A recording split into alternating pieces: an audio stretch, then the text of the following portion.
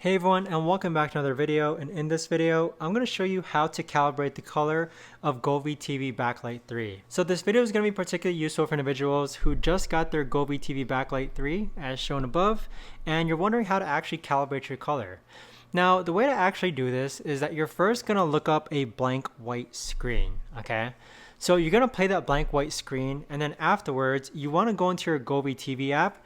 So here, we're just going to hop onto our TV backlight, wait for it to connect, and then what you're going to do is that you're going to play your blank white screen on your TV. So here, we'll just play a pure white screen. And then the way to do it is that you're going to click on color calibration, and then these are my settings, okay? So I have it 80 on the top and 80 on the sides, and then 30 on the bottom, and then 50% overall. The next thing that you're going to do is click on color calibration. And as you can see, my settings are set to 50%, and then the white balance is set to 26%.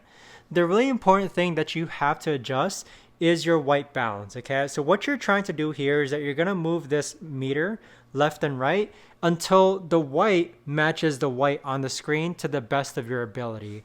So as you can see, if I scroll more to the right over here, you'll see that now it's too red. But if I scroll more to the left, I had it 26 I think, you'll see that now it's as close to white as possible as it is white on the screen. So your settings might look different from mine, but my settings are set to 50% saturation, and then 26% white balance is what I was able to achieve in order to get my lights to be as white as the screen right there itself. So because you're watching this as a YouTube video, it might look different from you, but in person, in my opinion, this is as white as it's going to be as compared to the blank white screen that you see right over there.